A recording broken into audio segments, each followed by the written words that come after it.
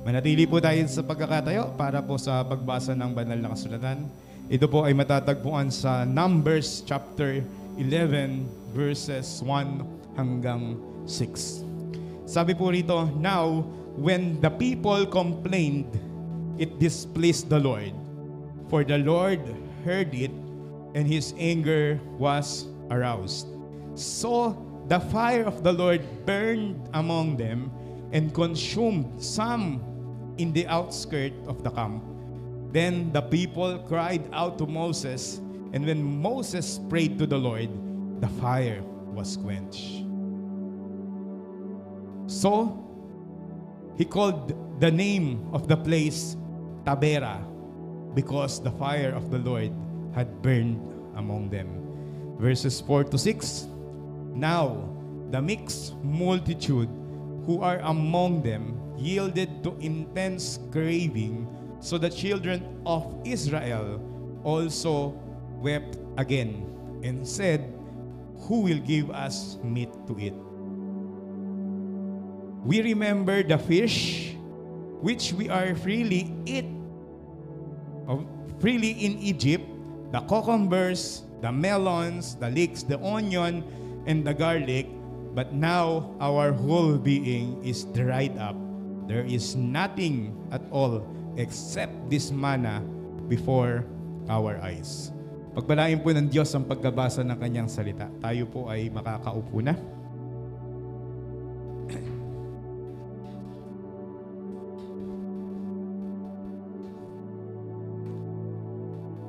Ayan. So isa pong napakagandang paalala po sa atin po nito. Ano po? Alam niyo po, isa po ito sa mga nakakatawang kwento sa Bible. Okay? Balikan lang po natin. Ano po? Tingnan lang natin yung context po nito. No? So, faithful po ang Panginoon. Amen po ba? Hello? Amen po ba? Tapat po ang Panginoon. Hindi nagkulang ang Panginoon. Amen po? Yan, pwede bang declare po natin yun? Faithful si Lord. Alam niyo po, for 400 years, balikan lang po natin yung kwento ha, for 400 years, na po pinahirapan ng Israel ang Egypt. Okay? Pinahirapan ng Egypt ang Israel. Baliktad. Ano po? So, alam naman po natin yun. Napunta sa Israel ang mga, napunta sa Egypt ang mga taga-Israel. Panahon po ni Joseph dahil po may famine sa lugar. Ano po? At si Joseph po ay nandoon. Okay? So, kaya lang, ano po, sabi po sa Exodus chapter 1, nalimutan na nung bagong hari, dahil 400 years na nga pong nakalipas, nakalimutan na nung hari o nung bagong Pharaoh, ano po, yung ginawa ni Joseph. No? So, hindi na po siya, hindi na kinilala yung nagawa po ni Joseph para po sa kanila. Okay? Kaya po, nung nakita nung Pharaoh na dumadami na yung mga Israelita, natakot po yung Pharaoh, no? Kasi baka kalaunan mas maging marami na yung mga Israelita, yung mga taga-Hebreo, ano po, at matabunan na sila, mapalitan na. Okay? Hello, natandaan niyo po, parang China lang, ano? Nakakatakot yung pagdami ng China. Nabalitaan niyo po ba? Ano, yung mga kidnapping, ano po, may mga tinotorture po talaga. Ano po, lahat po, puro Chinese. Chinese po sa Pilipinas. Ano po, Chinese din yung gumagawa. No, yung mga pogo-pogo na yan. Okay? So anyway, di ba, gaganon po yung naramdaman po nila. Kaya ang ginawa po ng Pharaoh, pinagtrabaho po sila ng pinagtrabaho. Hello? Kaya mahalagang detalye po ito. Pinagtrabaho po sila ng pinagtrabaho. Pinag-overtime po sila. Ano po, tapos pinahihirapan sila, nilalatigo po sila. Okay? Ginugutom po sila, inuuhaw po sila. Ano? At hinahayaan lang po silang mamatay sa tabi para po silang mga preso. Kasi ang reason ni Pharaoh, para wala na silang time, ano po, na pag-uwi nila ng bahay, makapaglabing-labing pa sila, no? Para pagdating ng mga lalaki, pagod na, tulog na. Ganoon, para hindi na sila dumami. Ang problema, ano po, habang ginagawa ito ng Pharaoh ng Ehipto, mas lalo pa dumami yung mga Israelita. mas lalong kumapal yung kanilang bilang. At mas kinabahala po ito ng Pharaoh. Kaya po nag-utos po yung Pharaoh na patayin po lahat ng ipapanganak na lalaki. Sabi po niya, inutos po niya sa mga midwife, na patayin na lang, yung mga lalaki para hindi dumami. Pero pag babae, iwan yung mga babae. Okay? Pero dahil po, itong mga Israelita, meron pong takot sa Diyos. Okay, kahit na 400 years na yung lumipas, kahit na po nasa ibang bansa sila, iba ang sinasamba sa Egypt, pero nanatili po yung kanilang pananampalataya sa tunay na Diyos. Nakuha niyo po? Kaya mga midwife po noon, hindi nila atim na patayin yung mga bata. Hello? Okay? Hindi po nila maatim na patayin yung mga bata, so kaya binuhay po nila. At nung nalaman po ng Pharaoh, bakit hindi namamatay, bakit dumadami patuloy na dumadami? Okay, dahil nga hindi pinapatay, so nagalit po ang Pharaoh. Kaya nag-utos po ang Pharaoh, na patayin ng mga bata, lalaking bata, ages 2 years old, pababa. Yan. So pinagpapatay po, at syempre alam naman po natin yung kwento, si Moses ay nailigtas. Pinasakay po siya sa basket, pinaanog sa ilog, at nakuha ng prinsesa ng Ehipto. At naging maharlika po doon. Nakuha na po natin. So ito po yung kanilang kwento. Okay? So, yung kwento po na yan, ginamit po ng Lord si Moses para iligtas po ang Israel. Okay? So ang mga Israelita po, sa lahat ng ginawa ni Lord, nakita po lahat yan ng mga Israelita. Saksi po sila. Yung 10 na plaques, yung 10 sumpa sa Egypt, okay, nasaksihan po nila kung paano naging pula yung ilog. Nasaksihan po nila kung paano umulan ng apoy.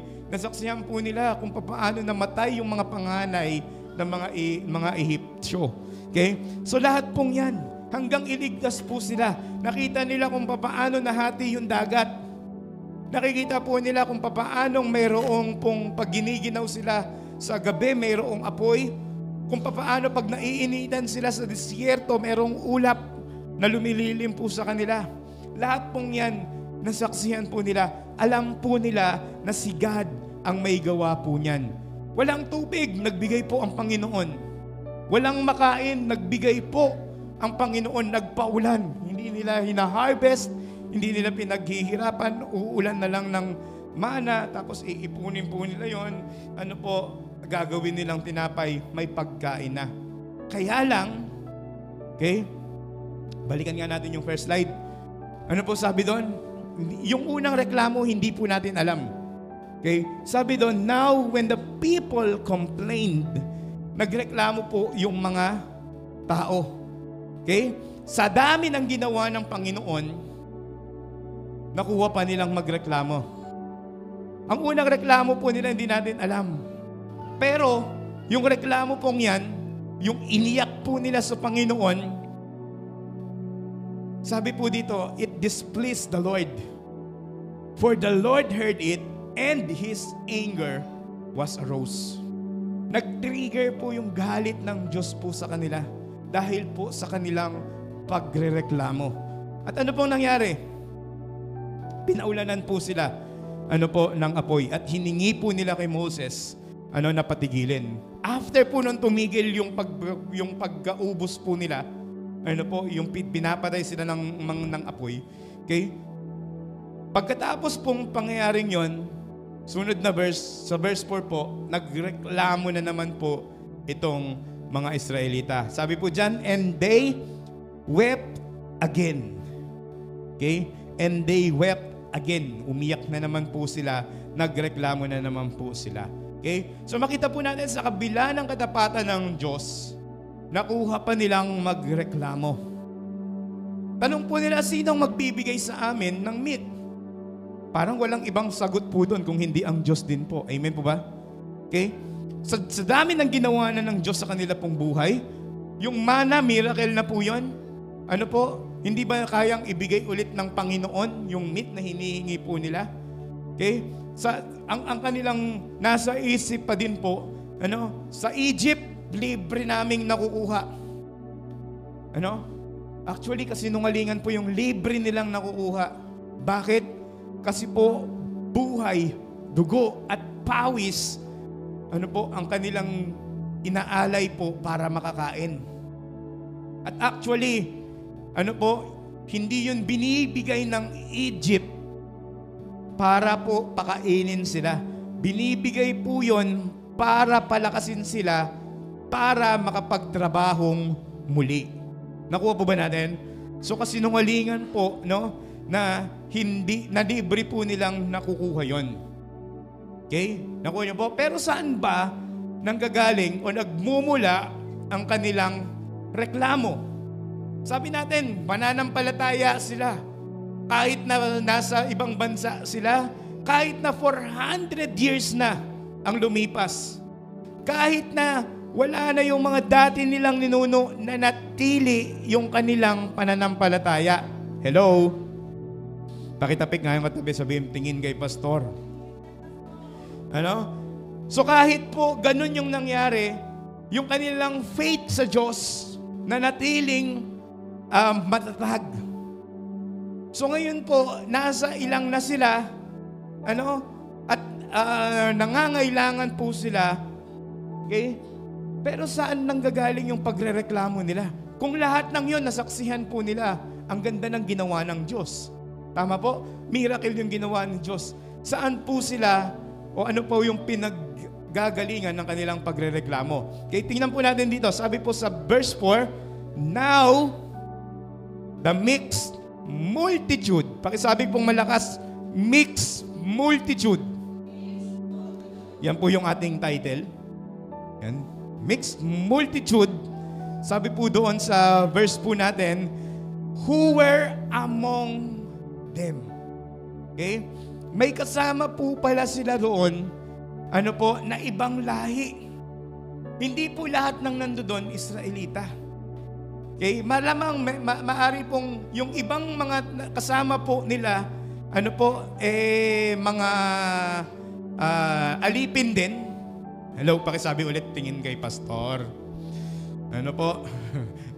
Mahalaga pong makuha po natin ito. So, yun nga po, kasama po nila ibang lahi, ibang kultura, ibang paniniwala, iba yung pananampalataya.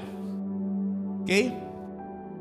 So, kaya po sabi dyan, mixed multitude. Ito pong mga taong ito, listen, ito pong mga taong ito, never pa nila narinig yung tungkol kay God.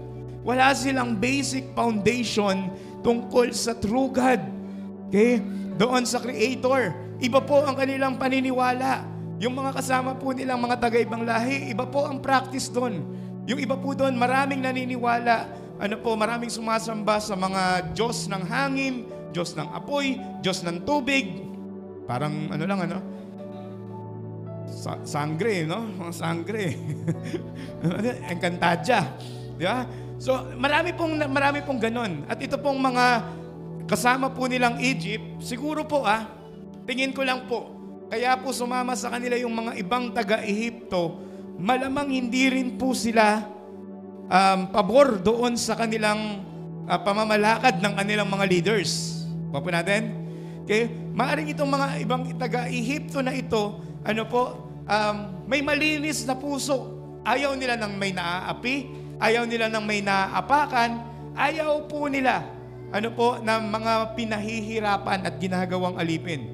So yun nga po, malinis po yung puso nito, malinis yung hangarin po nila, kaya lang wala silang basic foundation tungkol po sa Diyos. Ako ba natin? Okay?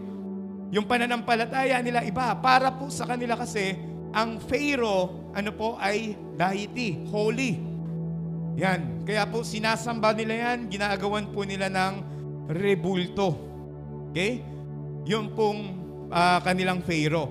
So, pero, may malinis na puso, again, ayaw nilang nakakakita ng mga inaapakan at inaapi. Kaya lang, sabi po dyan, wala silang basic foundation ng tunay na Diyos. Alam niyo po, ang tamang translation dito sa mixed multitude ay rabble. R-A-B-B-L-E. Okay? Ibig sabihin po sa dictionary, disorderly crowd. Tingnan niyo po yung term, disorderly crowd. Uncontrolled group of people. Ang ganda nga po sa dictionary.com kung titingnan niyo po, sabi po doon, yung rabble daw po is lower class of people, lower class, okay, at common people. Okay? Yung po palang mga kasama nila, yung mixed multitude, ano po, they are disorder crowd. Wala sa ayos. Wala sa hulog. Tingnan mo kayo kasama mo. Yan. Sabi mo, umayos ka. Tumingin ka kay pastor. Okay? They are uncontrolled group of people. Hindi sila kayang i-lead. Ang hirap po nilang i-lead. Ang hirap pong pasunurin. Okay? Yan po yung mga mixed multitude na tinatawag. Ito pong mga Israelita, ano po, they are elite child of God. Mga elite po ito. They fear God. Sabi nga natin kanina, mula pa sa Exodus chapter 1, nakita po natin kung paano silang nanatili sa kanilang pananampalataya. Ano po, hindi nila sinunod yung pero dahil may takot sila sa Diyos. Okay? Kasi po sa Egypt, listen po kapatid, sa Egypt, normal po yung, yung child sacrifice. Hello? Practice po nila yon. Normal po sa kanila yung patayin yung anak para ialay, para ihandog. Pag makulit yung anak, ialay na natin. Wag naman. Hindi. Normal po yun. Kaya sa Egypt, sa Israelita, dahil sila ay may takot sa Diyos, hindi po normal sa kanila yon. Nakuha po ba natin? Okay? Again, kahit po nasa Egypt po sila, napanatili po nila yung faith po nila, kaya lang, nung sila po ay naglalakbay na impluwensyahan po sila ng mixed multitude. Listen po, Christian, listen. Listen, hindi ka lower class. Amen po ba tayo doon? Hindi tayo lower class. Hindi tayo common people. Special ka sa Diyos. Sabi mo sa katabi mo, special child ka. Dahil anak ka ng Diyos. No. Okay? Tingnan po natin kung ano po yung naka-impluensya po sa kanila talaga. Balikan lang po natin yung chapter 4 ng Numbers. Sabi po dito, now the mixed multitude who were among them yielded to intense craving, so the children of Israel also wept again. Tingnan niyo po yung mga ginamit also wept again and said, who will give us to eat? Okay? Who will give us meat to eat? Okay? Alam niyo po ang impluwensya. Listen.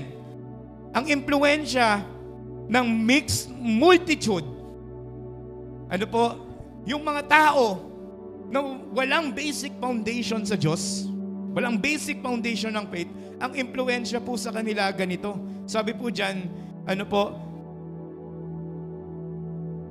yielded to intense craving. Bakit sabi nga pong malakas, intense craving? Tagalogin po natin. Gusto niyo po tagalogin natin? Hayok na hayok sa laman. Sa nasa ng laman. Yung gusto mong isatisfy yung sarili mo. Yung eagerness mo na maging masaya ka. Yan po yung intense craving. Okay? Yung mga sobrang nagreklamador sa buhay, napakaiyakin. Okay? Yung mga nahihibang. Nahihibang po itong mga to eh. Sabi nila, buti pa nung nasa Egypt, libre. No, hindi po libre. At madalas po ganyan po tayong mga Kristiyano. Buti pa nung hindi ako Christian. hindi ako nakakaranas ng ganitong problema. Buti pa nung hindi ako nagsisimba. Buti pa nung hindi ako ganito. Tama po? Minsan nahihibang po tayo. Hindi natin nakikita yung buhay natin dati kesa sa buhay po natin nung nasa Panginoon po tayo. Alam nyo kapatid, walang buhay na masasarap pa kung hindi yung buhay na nasa Panginoon. Amen po ba? Palakpakan naman natin ang Lord. Okay? So kaya itong mga ito, ano po, nung sila po ay na-impluensyahan ng mga mixed multitude, ano po, yung mga mag-iinsan, na mekos-mekos din. Sabi mo sa tabi mo, mekos-mekos. Okay? Mekos-mekos Christian. Pwede po ba yan? Ano po? Na mekos-mekos na si Christian. Okay? So, tayo po, no, may impluensyahan din po tayo. Kaya po, Christian, no po, ingat po tayo. Okay? Ingat po tayo sa mga, again, hindi po sila masamang tao.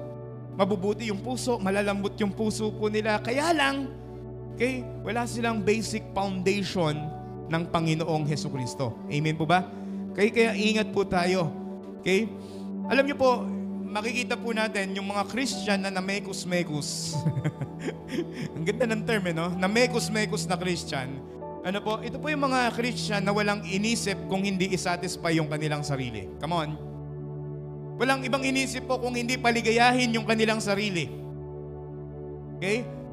Alam niyo po yan, ano po, Christian na walang inisip kung hindi gumala, kumain.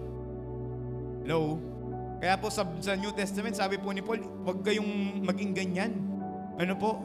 Huwag kayong maging party goer. Okay? O kaya satisfaction seeker. Tama po? Ito po yung mga Christian na mga reklamador sa buhay. Ano po, yung mga namekos-mekos. Hello, may ganyan po ba? Okay? Yung bang konting hirap, ano ba namang buhay ito? Ano? Ito po yung mga tao na sumahod na nga. Ano ba namang sahod to? Pinambayad ko lang ng utang. Kagabi po nanonood ako ng balita. Alam niyo po, may mga nakatanggap ng 13-month pen. May mga natuwa, may mga hindi. Nakatanggap ng 13-month, hindi natuwa. Sabi kasi pinadaan lang sa kamay nila. Naiutang na bago pa yung 13-month pay. Okay? Dumaan lang sa kamay nila. Yung iba po pinangbili lang, pinang-shopping lang. Di ba? Kung hindi kayo masaya sa 13-month nyo, bigay nyo sa akin. Magiging masaya ako. I'm grateful. Na-accept po yan. Yung mga kabigatan po ninyo. Hindi, biro lang po. Di ba? Parang dapat magpasalamat ka nga. No? Salamat dahil nakabayad ako ng utang. Amen po ba tayo ron? Okay, salamat dahil kahit papano meron akong kinakain. Okay? Hindi yung pag sumahod ka, ano ba namang sahod to? Ang liit. Ano, ang daming kaltas, ang laki ng kaltas. Okay? So, mga bugnutin na Christian. Okay? At syempre po yung mga Christian na hindi makalaya sa sarili, sa kanilang mga nakaraan. Okay? Yung hindi malimutan yung mga nangyari sa buhay po nila. Okay? Ang tawag po natin dyan ay mekos-mekos na Christian. Tingnan mo yung katabi mo, hindi ikaw yon, sabihin mo. Hindi ikaw yung mekos-mekos na yan. Okay? So ano po ba yung impluensya sa kanila po nito? Isa-isahin po natin yan. Number 1, ano po itong mga to, meron silang intense craving. Pakisabi pong malakas, intense craving. Grabe po yung term na ginamit dito. Ano po? Intense craving. Craving na, intense pa.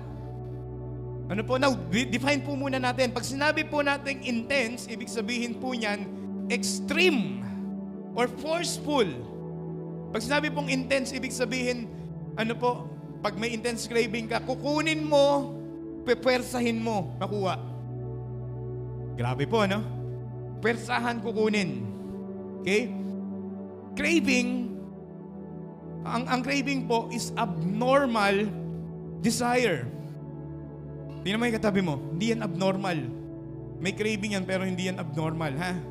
Okay naman po yun, no? Well, again, wala pong problema sa craving. Ba? Marami tayong gustong mangyari sa buhay po natin. Tama? We are craving. Ako, katulad ko ngayon, nag-crave ako sa rest. Okay? Dahil halos talagang walang pahinga. Ano po? Nag-crave tayo sa Baguio. Sarap mag-Baguio, no? Nag-crave tayo sa Tagaytay. Nag-crave sa Subic. Ano po? Pagkain daw. Hindi ako nag-crave sa pagkain. Biro lang. Di ba? Marami tayong craving. Okay lang po yun. Pero wag yung intense craving. Pag sinabi po kasing intense craving, sabi nga natin kanina, yung term ay hayok na hayok. Grabe yung term, ano po? Pagkahumaling. Yan yung intense craving. No? Yung pagkahumaling o pagkahayok na paligayahin o isatisfy yung kanyang sarili. Kaya nga po, sabi po ni Paul, pinag-iingat po tayo dyan. Ano po, in the last days, sabi ni Paul, meron pong lovers of money. Nakikita po ba natin ngayon? Nagbukas ka ng social media, they are lovers of money. Puro money yung nasa social media. Tama po? Okay, they are lover of self. Okay? Food, travel. Yan po yung mga nakikita po natin ngayon. Ano po, dyan po nagkikrave yung mga tao ngayon. Tama po ba? Hello, tama po? Ano po?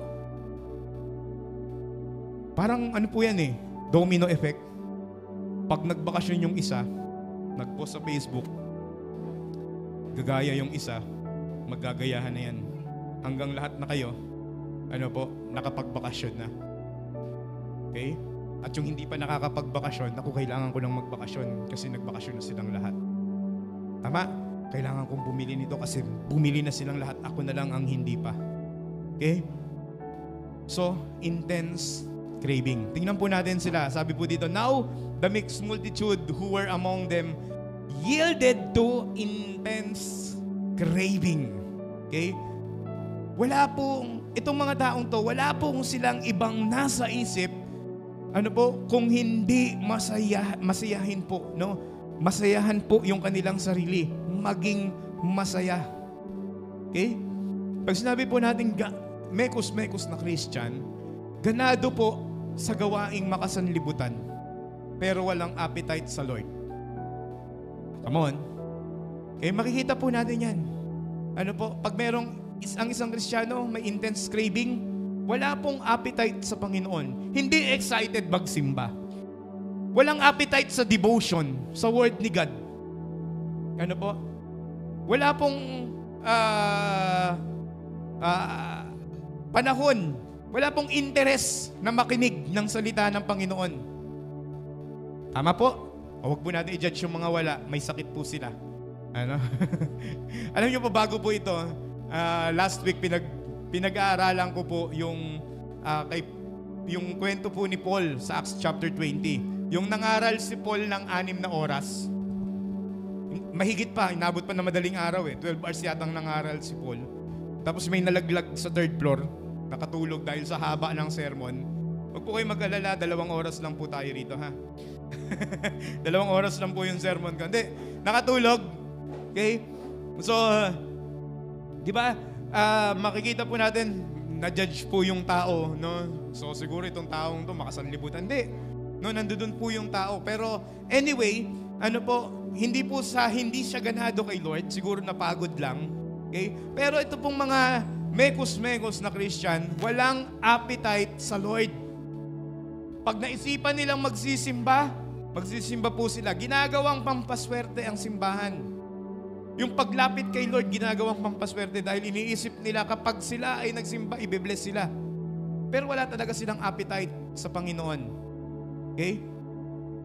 Tingnan po natin na John chapter 4, verse 14. Sabi po rito, but whoever drinks, 13 to 14 pala, Jesus said to her, everyone who drinks of this water will be thirsty again. But whoever drinks of the water that I will give him will never be thirsty again. The water that I will give him will become in him a spring of water welling up to the eternal life. Kaya nga po, ito po yung lagi nating prayer. Lord, yung word mo itanim mo sa puso ko, maging bukal ng aking buhay, maging fountain of life ko. Amen po ba tayo, Ron? Okay? Alam nyo po, kapag nagkakasakit ako, ang una kong minomonitor, ang una kong concern sa sarili ko, alam nyo po kung ano? Yung appetite ko sa pagkain. Okay? Unang-una, kaya minomonitor, kaya masyado akong concerned dyan, kasi po kapag ako nawalan ng ganang kumain, ang nasa isip ko po kapag nawalan po ako ng ganang kumain, okay, ang nasa isip ko po, may malalang sakit ako. Ano po yun? Senyales na may malalang sakit ako. Tama po ba? Tama? So, kaya minomonitor ko po yan. Pangalawa, minomonitor ko kung bakit minomonitor ko yung appetite ko. Kasi concern ako sa nutrients na makukuha ng aking katawan. Baka dahil sa sakit ko, hindi niya makuha yung nutrients na kailangan niya. Okay? Kaya masyado po akong concern po dyan. Amen po ba? Okay? So, kaya ang ginagawa ko po, kahit walang gana, kahit na medyo weird ang panglasa, tama po ba pag may sakit, lalo na yung trangkaso, weird ng panlasa mo, no? Ang tamis-tamis ng iniinom mo, pero ang pait ng pakiramdam mo. Tama? So, kapag ganon, kahit na mahirap, okay, kakain ako. Yan, pipilitin ko pong kumain hanggang mabalik yung appetite po, yung appetite ko. Hanggang mabalik po yung gana kong kumain. Okay? Hanggang mag-crave na ulit ako. Ano po? So, same with the Lord. Ano po? Same with the Lord. Lahat po ng hinahangad po natin dito sa lupa, tandaan po natin yan, attempt na maranasan po natin yung makalangit na buhay. Tama po ba? Hello, tama po? Again po, ulitin po natin lahat ng ina-attempt po natin dito sa sanlibutan, lahat ng hinahangad po natin, attempt po yan para maranasan natin yung makalangit na buhay. At ano po sabi dito? Kay Jesus lang po natin yan mararanasan, kapatid. Yung satisfaction, bakit hindi ka satisfy sa mga nangyayari? Kasi hindi ka satisfy kay God, hindi ka satisfy kay Jesus. And kung nawalan yung appetite po natin, nawala yung appetite natin sa presence ni Lord, hindi ka nasabik magbasa ng Bible, hindi ka nasabik magsimba, hindi ka nasabik mag-cell group. Come on kapatid, sabi po dito, lapit lang tayo sa Panginoon, hanapin po natin sa Kanya yung appetite, yung satisfaction. At sabi po ng Panginoon, I will give him water that will never be thirsty again. Amen po? Okay? Lahat po lahat po ng hinahangad po natin dito sa lupa, dahil nais po natin maranasan yung buhay na makalangit. Okay? Hindi po natin matatagpuan kahit anong gawin po nating saliksik dito sa lupa, hindi po natin mararanasan yung buhay na makalangit. Kahit mapunta po sa iyo ang lahat. Pero kahit wala ka ng lahat, basta meron kang Jesus, mararanasan mong buhay na makalangit. Amen po ba tayo doon? Okay? Our heart are restless until matagpuan po natin si Lord. Okay? So kaya po, instead, na maimpluwensyahan po tayo ng intense craving, pwede po bang maging intense yung craving po natin kay Jesus? Amen po ba tayo doon? So sabi nga po ni Ken kanina, kung hindi mo feel magpuri sa Panginoon, mas lalo kang magpuri sa Panginoon. Kung hindi mo mag-feel manalangin, mas lalo kang manalangin dapat sa Panginoon. Tama po? Kung hindi mo feel magsimba, dapat mas lalo kang magsimba. Mas lalo mong sikapin. Amen po ba tayo doon? Pangalawang bagay po, na impluwensya ng mga mekos-mekos na yan, ay cry baby. Pakitingin mo yung tabi mo. Cry baby. Sa Tagalog po, iyakin. Iyakin. Reklamador. Napakadaming reklamo sa buhay. Sabi nga natin kanina, lahat na lang nireklamo. Okay? Iyakin. Mainipin. Gusto po laging pabor sa kanya. Ito pong mga taong ito, sila po yung nauna. Tingnan po natin sa verse mo nga, Migs. Sabi po dito, now the mixed multitude who were among them yielded to intense craving. So, tingnan po natin mixed multitude. Tapos, ang mga umiyak, naging iyakin yung mga Israelita. So, the children of Israel also, sila din, umiyak muli. Wept again. Naging iyakin. Okay? Ito pong mga taong ito, ang daming ginawa ng Diyos. May mana. Umuulan. Wala silang ginagawa. Wala silang pinagtatrabawan pero nakakakain. Meron silang lilim kapag nasa disyerto sila, umaga, tanghaling tapat. Ang init-init po nun. Okay? Alam niyo po, meron pong langgam sa disyerto. Ano po? Napanood ko lang kagabi. Meron pong langgam sa disyerto. Hindi ko nakalimutan ko itawag. Na sobra po sila talagang, lahat ng makakain, kakainin po nila. And meron lang po silang 5 minuto na tatagal doon po sa initan. Tapos babalik na po sila, maghuhukay na po ulit sila sa ilalim ng buhangin. Okay? Para bumalik. Okay? So 5 minuto. At kapag naabutan po sila ng 5 minutes nila, talagang makikita nyo po, namamatay. Bigla na lang maninigas yung langgam na ganyan. Na siguro hina-high blood sa init ng So, gaganon po. Langgam na high blood, no? Dahil mainit. Ganon po talaga, naninigas. I don't know, baka, syempre, wala namang nag-autopsy ng langgam, hindi natin alam. So, namatay, no? Namamatay po talaga yung langgam. At kailangan nila 5 minutes lang. Alam niyo po, kaya kahit tao, kakagatin po nila, lahat po ng makakain ay kakainin po nila para, ibabalik po nila doon, o ilalagay po nila sa kanilang bahay. Okay? Ganun po kainit yun. At yung mga Israelita po, naglalakbay. Kung tao ang maglalakbay, I don't know kung tatagal po siya ng 5 minuto pa. Kaya yung mga tao po doon, balot na balot po talagang ganun. Kahit na mainit, balot na balot kasi nga po, hindi mo kakayanin yung sikat ng araw. Pero itong mga Israelita, meron po silang lilim. Paggabi po doon sa disyerto, malamig naman. Kasi open air po talaga yun. Pero sa gabi, may apoy po sila. And yet, nakuha po nilang magreklamo. Ito pong mixed multitude po na ito, they don't appreciate the Lord. Hindi po nila na-appreciate. Dahil nga wala silang basic foundation eh. Hindi nila kilala ang Diyos eh. Yun nga, ayaw lang nila ng pamamalakad sa Egypt. Alam nyo, maintindihan naman po natin. Maintindihan po natin. Biruin mo, 1 year na silang kumakain ng mana. Tama? 1 taon kang pakainin ng tinapay, hindi ka magsasawa. Nakakasawa naman po talaga, di ba? Hello, tama po ba? Okay? Pero alam nyo po, ang Panginoon, hindi naman po ganun kabrutal lang Panginoon eh. Mauunawaan po ni Lord. Nauunawaan ni Lord yung kanilang cravings. Nauunawaan ni Lord na gusto nilang kumain ng iba. Ng meat. Naunawaan ni Lord na kailangan nila to. Tayo rin po, ganun din po ang Panginoon. Yes, naunawaan ng Lord yung mga pangangailangan natin. Naunawaan ng Lord na kailangan mo din pumunta sa mga magagandang tanawin. Kailangan mong magbakasyon. Tama po ba? Naunawaan ni Lord na kailangan mong kumain ng masarap. Naunawaan ni Lord yung cravings po natin. Pero instead na magreklamo, dapat po ang ginawa ng mga Israelita, humingi po sila sa Panginoon. Again po, understandable. Nagsasawa sila sa mana. Pero instead na magreklamo, dapat po humingi na lang sila sa Panginoon. Amen po ba? Pwede po nilang lambingin ng Diyos, Lord. Pingin namang meat. Di ba? Alam niyo po, kaya nga sabi ko nakakatawa yan. Sabi ng Panginoon, gusto nyo? O eto, saksak nyo sa baga nyo hanggang lumabas sa ilong nyo. Hindi, basahin niyo po yung Numbers 11. Ganyan po talaga sabi ni Lord.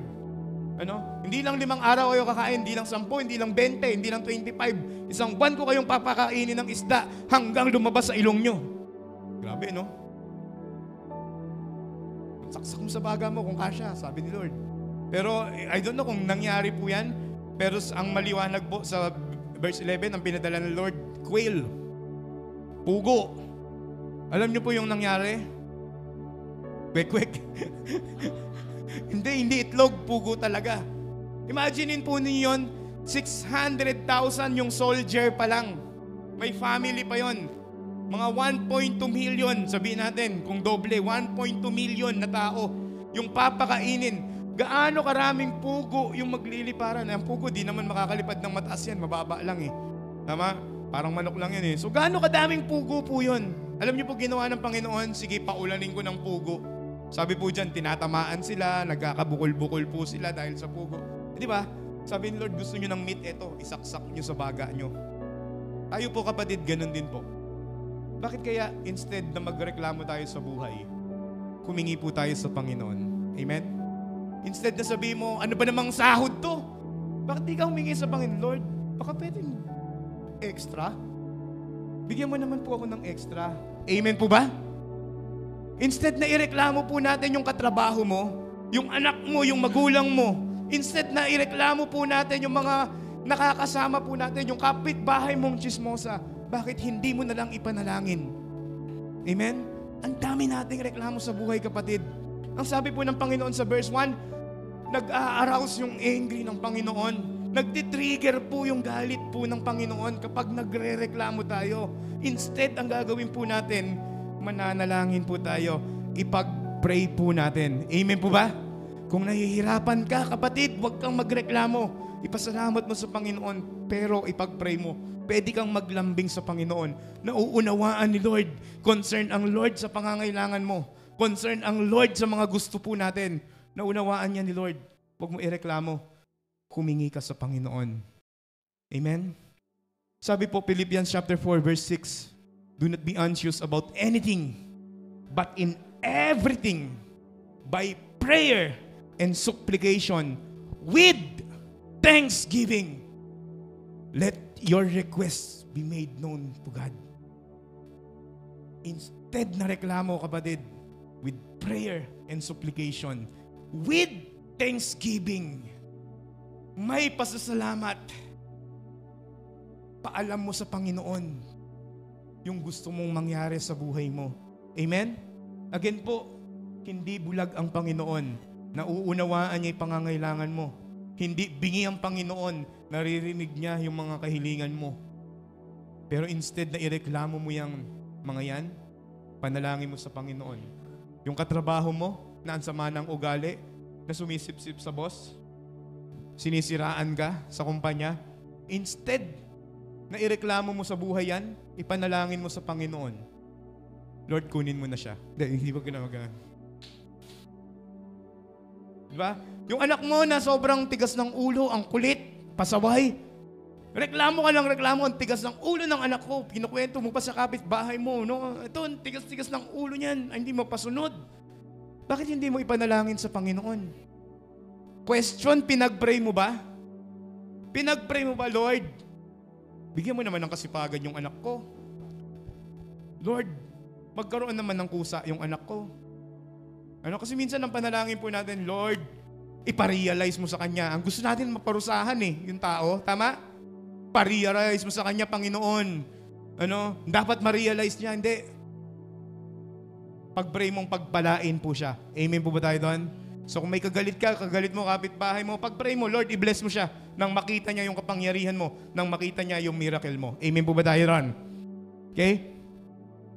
So, instead na magreklamo, tayo po ay manalangin. Pangatlong bagay at panghuli po, yung mga taong mixed multitude, yung impluensya po nila, sila ay illusionary. Yun naman yung tabi mo. Illusionary. Okay? Hindi visionary, illusionary. Illusionary, remembering good old lies. Okay? Hindi old days, good old lies. Okay? Meron palang ganun, Example, di ba sabi ko kanina, masaya ako noon nung di pa ako Christian Tama po? Masaya ako noon, di pa ako Christian. Bakit nung hindi pa ako nagsisimba, hindi naman ako naglilingkod sa Panginoon noon? Ganito yung buhay ko, masaya ako. Kapatid, tingnan mo ulit, baka kasinungalingan. Amen po? Nung nag-resign po tayo sa trabaho, nung po ako sa trabaho, sumagi din sa isip ko dahil po sa kahirapan ng buhay, wala pa po akong allowance, wala akong sahod. Sumagi din po sa isip ko na bumalik ng trabaho. Okay? Pero every time na marirealize ko, maiisip ko, yung hirap ng buhay po noon. Oo, kung babalikan ko, yung mga katrabaho ko dati, may mga sarili ng kotse, may sarili ng bahay, maayos na yung buhay po nila. Pero kung babalikan ko yung nakaraan ko, babalik na naman ako sa dati kong gawain. bugnutin na naman ako, galit na naman ako sa mundo. Ano po, gabi-gabi may alak. Ano? So ganun yung naiisip kong buhay. Ano? So yung naiisip kong buhay malayo sa Panginoon. Hindi. Kaya ako, naisip ko lang pero hindi ko ginusto. Mas maganda yung buhay ko nung nasa Panginoon ako. Amen po ba tayo doon? Okay? Mas maganda yung buhay ko. Mas satisfied ako kay Jesus. No, satisfied ako sa Panginoon. Di pa po tayo pastor noon, pero ganun po yung nasa puso po natin. Pero marami pong Christian, ano po, mabuti pa nung hindi ako nagsisimba eh. Mabuti pa nung hindi ako ganito, hindi ako ganyan. Hindi ako naglilingkod. Imaginein po nga ninyo po yun. Isipin po natin. Minsan po, tinatalikuran natin, pati even yung paglilingkod po natin sa Panginoon. Dahil ang iniisip po natin, mas maganda yung buhay mo noon. Mas maganda yung buhay mo kapag hindi ka naglilingkod sa Panginoon. Iniisip po natin, mas maganda yung buhay ko kapag hindi ako nagbibigay sa Panginoon. Mas nakakaluwag ako. That is illusionary. Ang tawag po dyan, illusionary. Remembering good old lies. Sabi po natin kanina, yung mga Israelita po nun, ano po, illusionary po sila. Illusion lang po nila. Sabi nila, binibigay sa amin freely. Okay? Nung nasa Egypt kami, binibigay sa amin freely. Verse 5, tingnan po natin. We remember the fish which we ate freely in Egypt. Sabi po dyan, the cucumbers, the melon, the leeks, the onions, and the garlic. Salad. Ano, may salad eh. Tingnan po natin, cucumber, melon, leeks, onion, garlic. Ano, wala lang mayonnaise. Ano po? Wala lang Caesar salad, Caesar dressing. Ano po? Sabi diyan, but now, our whole being is dried up. Grabe naman. Grabe naman tong mga to. Ano? There is nothing all except this manna before our eyes. Tingnan nyo po yung pagrereklamo nila. Wala kami kung hindi yung manna lang. Sabi po nila noon, nung nasa Egypt kami, libre. Hindi libre po yun. Hindi binibigay sa inyo yon para sa inyo. Binibigay yon para lumakas kayo, para may trabahador sila. Tama po? Ganun din po tayo, kapatid. Hello? Hindi po libre yung buhay natin naging masaya. Noon. Nung hindi ka pa naglilingkod sa Diyos, nung hindi ka pa Kristiyano, hindi ka pa nananampalataya, hindi totoo na hindi na masaya, mas masaya yon. Yes, maaaring nararanasan mo yung mga bagay, ano po, na masarap. Pero walang Diyos. Wala sa Panginoon. Subukan nyo po, mas masarap pa rin po talaga ang buhay na nasa Panginoon. Amen po ba tayo ron? May parehas na pagsubok. Pero iba yung satisfaction na meron kang Jesus. Amen po ba? Kaya po kabilin-bilinan po ni Pablo po dito, ng Panginoon, sabi po ng Diyos, Isaiah chapter 43 verse 18 to 19, remember not the former things. Ano daw po? Nor consider the things of old. Andiin po nang sabi ng Panginoon, remember not the former things. O i-consider mo. Sabi po dito, yung mga bagay, yung mga lumang pangyayari sa buhay po natin. Amen? Okay? Ano po sabi sa Lamentation? Sabi po sa Lamentation, steadfast love of the Lord never ceases, and His mercy never ends. They are new every morning. Amen? Ang pag-ibig, ang Panginoon, ang habag ng Panginoon, ano po? Every morning, bago. Kaya po sabi niya dito, verse 19, behold, I am doing a new thing. Now it is spring at sport. Do you not perceive it? I will make a way in the wilderness and rivers in the desert. Kapatid, huwag mo nang pangarapin yung buhay mo nung wala ka sa Panginoon. Huwag mo nang hangarin pa ulit yung buhay mo nung hindi ka pa naglilingkod sa Panginoon. Looking forward tayo na may ginagawa ang Diyos. Dapat looking forward tayo na ang Diyos sa kabila ng disyertong nararanasan natin sa buhay natin, gagawa ng ilog yan. Amen po ba tayo ron? Hindi ka magiging dry. hindi ka magiging luhaan, hindi ka iiwanan ng Panginoon. Okay? Kaya po, kapatid, ingat po tayo sa mixed multitude, sa pangangatwiran po nila. Again po, instead na tayo po ay mag-grave sa sanlibutang ito, kung nawalan ka ng appetite sa Panginoon, mag-grave ka. Simulan mo ulit. Amen? Lapit ka lang sa Panginoon. Kung ikaw ay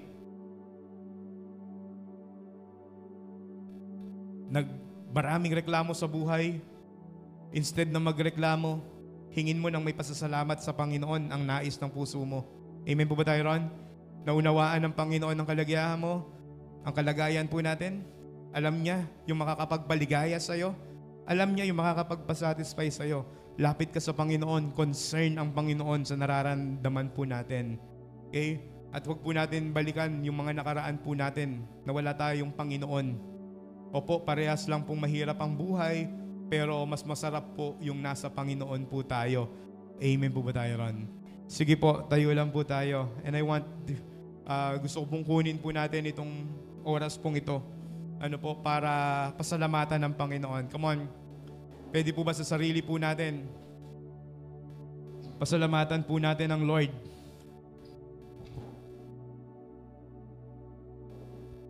Sige po, pigit lang po tayo. Hindi ko po alam kung ano po yung gusto nyong ipasalamat sa Panginoon. Pero alalahanin po natin, hindi yung nakaraan po natin ng mga pangit na nangyari, kung hindi yung mga ginawa ng Diyos sa buhay po natin. Ang Israelita po, one thing, kaya po sila natangay ng mixed multitude. Kaya po sila naging mareklamo sa buhay po nila. Kaya po sila laging umiiyak. Kaya po sila laging may hinahanap. Hindi satisfy ang puso po nila. Hindi po sila satisfy sa buhay nila. One thing na nakalimutan po nila, balikan yung ginawa ng Diyos sa buhay po nila. Ang naaalala po nila, yung mga nararanasan po nila sa Ehipto na pawang kasinungalingan. Come on, kapatid. Alalahanin mo yung ginawa ng Diyos. Alalahanin mo from the start kung paano ka nakakilala sa Diyos. Nung unang lumapit ka sa Panginoon, nung unang sinuko mo. I don't know po kung ano po yung mga pangyayari sa buhay po natin. Maaring nagkaroon ka ng maralubhang karamdaman, kaya ka nakapalapit sa Panginoon. Well, thank you Lord. Dahil sa karamdaman na yun, lumapit ako sa iyo. Yung anak mo, maaring nasa bingit ng kamatayan. Pero nung nilapit mo sa Panginoon, thank you Lord. Dahil dun sa pangyayaring yun, lumapit ako sa iyo. Isipin po natin yung pagliligtas ng Panginoon. I don't know po kung ano po yung mga naranasan po natin sa Panginoon, pero maaaring mga bagay po yan. Inalis ka ng Lord sa maling kaibigan. Inalis ka ng Panginoon sa maling relasyon. Inalis ka ng Panginoon sa mga impluensyang hindi makakabuti sa iyo. Thank you Lord. May mga ginawa ang Panginoon, binago ka.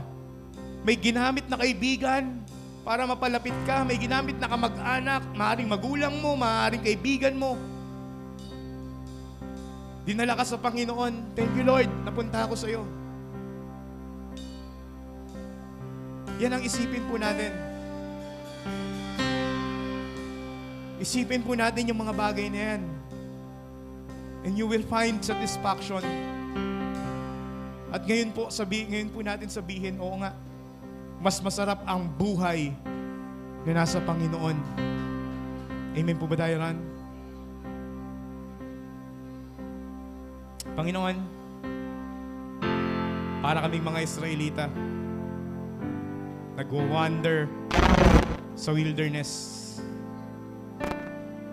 Hindi alam kung saan pupunta. Hindi alam talaga kung ano yung gusto ng puso po namin. Lord, mas nakatuon po kami sa self-satisfaction kaysa po doon sa promised land, kaysa sa future na gagawin mo. Panginoon, hindi po kami makontento sa buhay po namin dahil ang focus po namin paligayahin at pasayahin yung aming sarili. Panginoon, patawad po. So Lord, kung naging ganito po yung focus ng buhay po namin, and right now, Lord, inaalala po namin yung mga ginawa mo po sa buhay po namin. Wow, thank you Lord. Ang dami palang mabubuting bagay, magagandang bagay. Inaalala po namin kung paano kami niligtas. Inaalala po namin, Panginoon, kung ano yung mga pangyayaring ginamit mo para kami magkaroon ng pagkakilala sa iyo. Inaalala po namin, Panginoon, yung mga pangyayaring inalis mo kami sa kapahamakan. Inaalala po namin, Panginoon, yung mga bagay na ito. Thank you, Lord. Napakaganda at napakasarap po ng nasa iyo, Panginoon. Kaya Lord, dalangin po namin na hindi na po namin babalikan yung Egypt namin. Hindi kami mananatili sa wilderness namin kung hindi susulong kami papuntang promised land namin, Panginoon. Kaya, Panginoon, maraming salamat po. Ilayo mo po kami sa mixed multitude. Ilayo mo po kami sa impluensya ng sanlibutan ito. Yung mga crowd people. Lord, salamat po dahil hindi kami common people, hindi kami lower class people. Espesyal kami sa iyo, Panginoon, dahil kami ay anak ng Diyos. Thank you, Lord. Pwede bang pasalamatan natin ang Diyos sa awitin sa pamamagitan ng ating awit? Na itong lahat ng bagay na ito, hindi natin makuhakamit ng tayo lang. Kung hindi merong Jesus na bumaba para pagbayaran ang lahat ng kasalanan po natin. And that is grace. Ngayon po, kapatid, kapag nakakakita po tayo ng kakulangan, ng kahirapan, pwede po bang hindi natin makita yung kalungkutan, yung paghihirap? Pwede bang ang makita po natin ay ang Panginoon na kumikilos sa buhay po natin? Yung cross po, yung cross ng Panginoon, kapag nakikita po natin yan, naaalala dapat po natin kalayaan, hindi po malungkot na bagay. Yung tomb, yung grave, ang nakikita po natin dyan, hindi pangit na buhay, hindi kamatayan, kung hindi si Jesus. Ganyan din po, pag nakakakita tayo ng problema, we see freedom. Pag nakakakita tayo ng pagsubok, pag may dumadaan ng pagsubok, we see Jesus. Amen po ba? Come on, let's worship the Lord.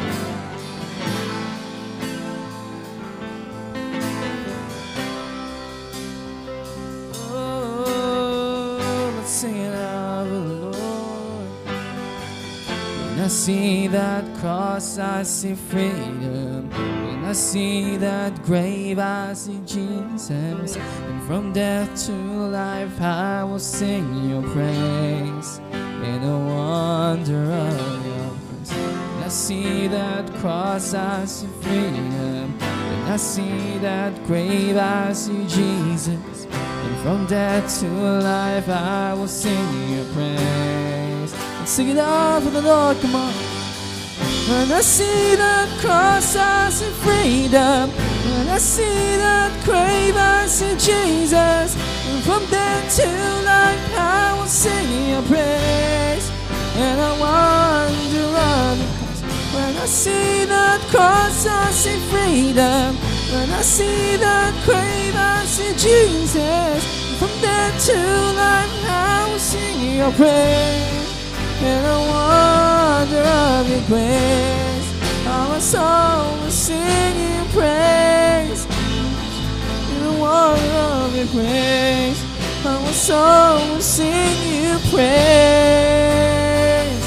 How wonderful, how glorious, my Savior's God, victorious. My chains are gone, and death is paid. From death to life, from grace to grace. When I see that cross, I see freedom. When I see that grave, I see Jesus. And from death to life, I will sing your praise. The wonder of your praise. Oh, I see Jesus. I see Jesus. In the wonder of your grace, how my soul will sing you praise. the wonder of your grace. How my soul will sing you praise. How wonderful, how glorious, my Savior's scars, victorious. My chains are gone, my debt is paid. Thank you, Lord, from death to life and grace to grace. Thank you, Lord. Sa Diyos na nakakaalam ng laman ng iyong puso, sa Diyos na nakakakita ng iyong pangangailangan, sa Diyos na nakakaunawa ng minimithi ng iyong buhay, sa Diyos na nakakaalam ng lahat ng bagay tungkol sa iyo, ipagkaloob nawa sa iyo ng Panginoon ang tubig na magbibigay sa iyo ng buhay na kailanman ay hindi ka na mauuhaw. Tanggapin natin ang basbas ng ating Panginoon sa ngalan ng Ama, ng Anak, at ng Banal na Espiritu. Amen. Come on, let's worship the Lord!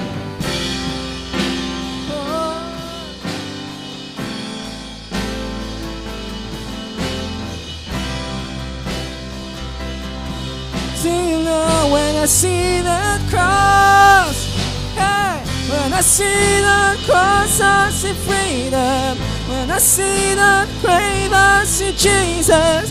From there to life, I will sing your praise, and the wonder of your grace. When I see that cross, oh, Jesus, I will sing your praise, and I wonder of your grace.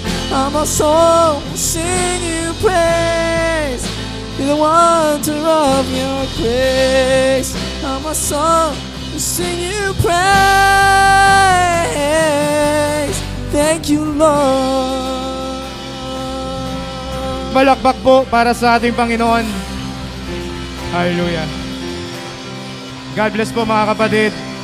Umuwi tayong nagpupuri sa Panginoon.